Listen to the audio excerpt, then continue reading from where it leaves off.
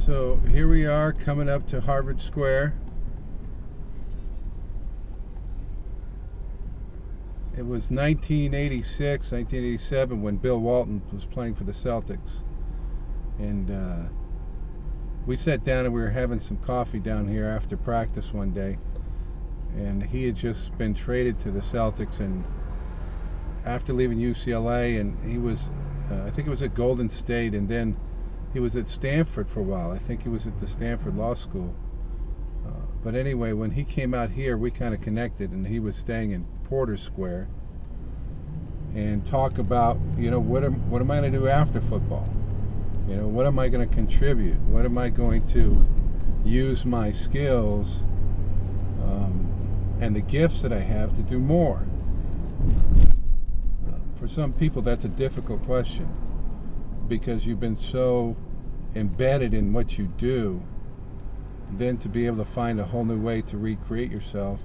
And he felt like this was a perfect environment. So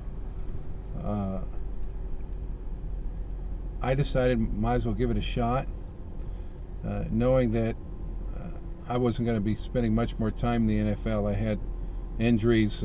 My shoulder was killing me. My knees were killing me. And I really felt like I did everything that I could do.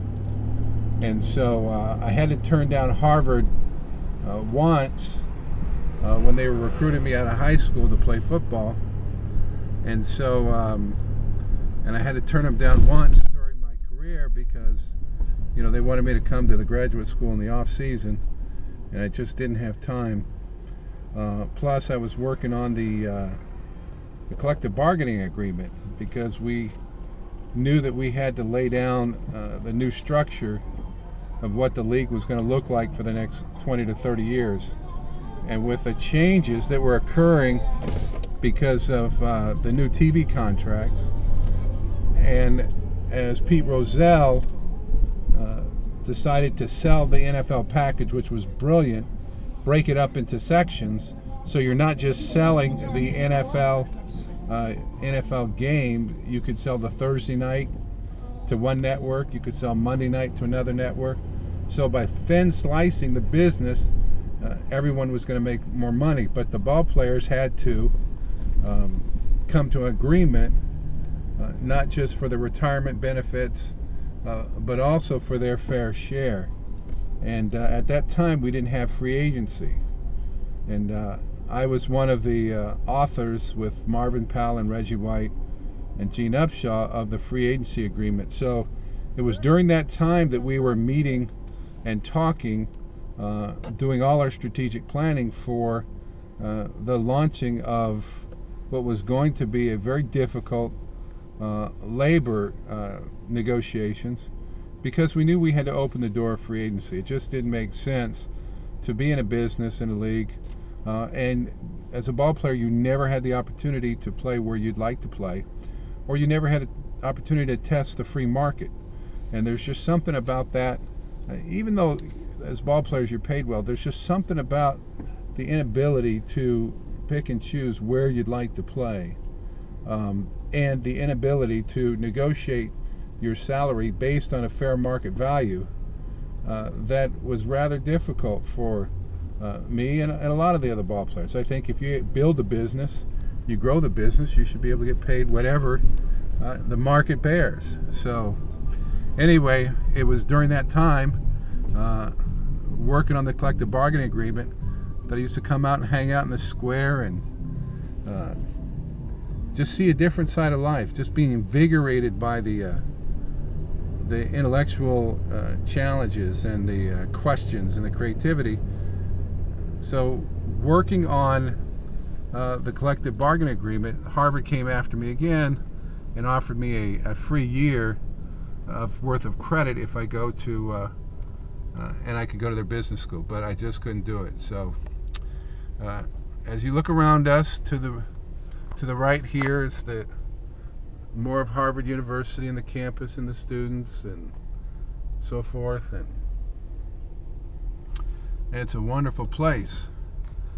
So, and part of taking this trip in also is we want to encourage our son Brian, who's a great scholar, to consider Harvard as a possible place for him to go to college.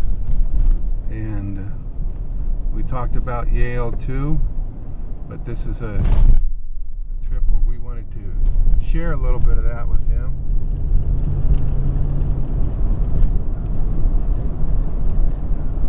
And a little bit of the history. So, I don't know how many NFL ball players are hanging out in Harvard Square, but I guess you go to Stanford, somehow you're just a little bit different. Alright, so let's scoot down this block. And